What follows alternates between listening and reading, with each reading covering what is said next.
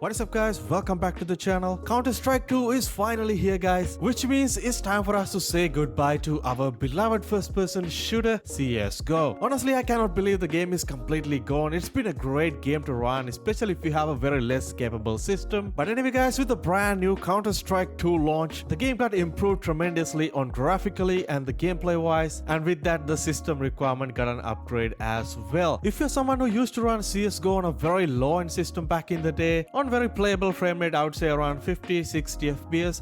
Now you might be curious how the brand new CS2 run on a low-end system with this somewhat of a demanding system requirement that the game needs right now. So today I'm going to test the brand new Counter-Strike 2 on my old laptop, which has Intel HD 620 graphics, which is well below the new minimum system requirements that they mentioned. Alright guys, first I'm going to go through the newly mentioned minimum system requirements. As the CPU requirements wise, now you need to have an i5 first gen CPU which comes with a 4 cores and 4 threads. Yes, it's a 10-year-old CPU at this point, definitely not demanding in 2023, but especially comparing with our previous system requirements which need only a core to do CPU, this is a massive upgrade. Good old CSGO used to run on 2 gigs of RAM, but with this brand new Counter-Strike 2, you need to have at least 8 gigs of RAM to run the game, which is very much demanding. But I've seen some of the benchmarks on YouTube, the game runs perfectly fine even with the 4 gigs of RAM, as long as you have enough CPU and GPU requirement. And the GPU requirement also got a massive upgrade. Previously on CSGO, you only need to have a graphic card with 256 megabytes of VRAM that capable of running DirectX 9. But with brand new Counter-Strike 2, you need to have a GPU with at least 1 gigs of VRAM that must support DirectX 11, which is kind of sad because there are some powerful old graphic cards that only support DirectX 10, which is most likely not going to be able to run CS2. But there could be some workarounds coming in the future, but right now there is no such a thing. You absolutely need to have DirectX 11 to run the game. Alright guys, you guys know as always I'm gonna test this thing out my old laptop which has an i5 7200U, which is a pretty low-end dual-core CPU with only 2 cores and 4 threads. Alongside that I got 8 gigs of DDR4 RAM and also the legendary Intel HD 620 graphics that does support DirectX 11 but does not come with dedicated VRAM and pretty much well below the minimum requirements of Counter-Strike 2. It's definitely not the most powerful integrated graphics, but it used to run CSGO on 720p low settings around 60-70 FPS with some stuttering here and there. It was playable experience for the most part, but with this demanding brand new Counter-Strike 2, I'm super curious how the game runs and how much of a frame rate that I would get. So let's get into the benchmark.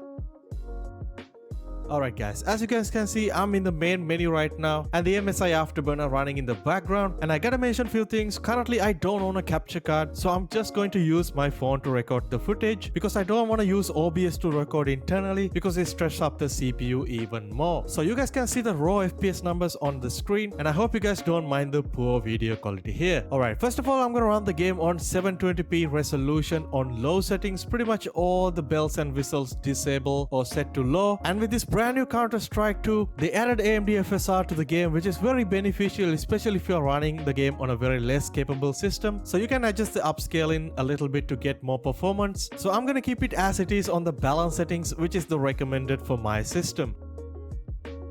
Alright guys, as you guys can see, the game is running on 720p FSR set to balance, and I'm playing with bots in this game and I'm getting around 20 to 25 FPS, which is definitely not a playable experience. There are a lot of FPS drops and stutters here and there, and especially if you die and change it to other players' POV, your FPS tend to drop even below 20, which is definitely not a great experience. But in certain area of the map you tend to get more FPS, sometimes more than 30-35 FPS, but overall it's definitely not a pleasant experience. I wouldn't say it's unplayable, especially if you are just playing the game casually with your friends. You can still enjoy the game with around 30 FPS I would say, but it's really hard to aim. So if you're someone who playing the game very much competitively, this is definitely not gonna be enough. But in this testing I'm playing with bots, which is a little bit demanding on the CPU side. So if you're playing a real match with real players, you might get like few FPS more, but it's definitely not gonna be enough.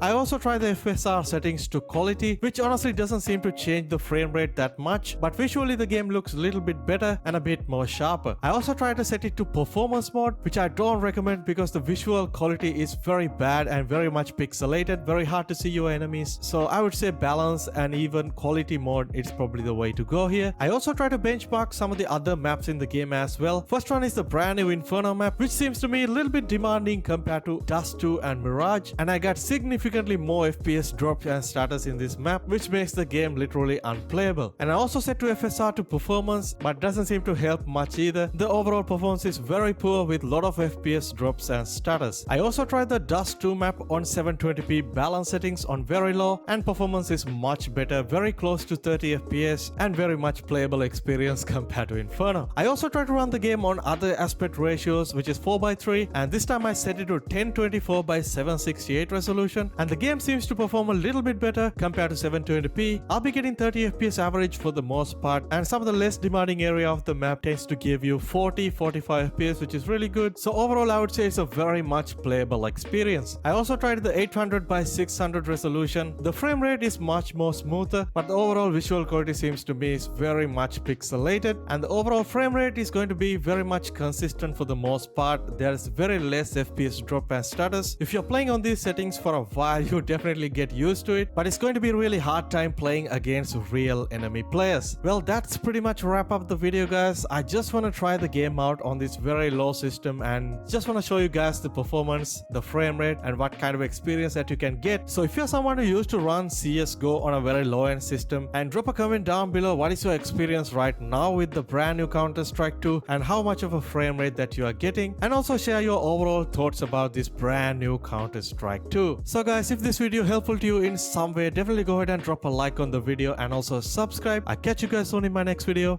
Stay safe.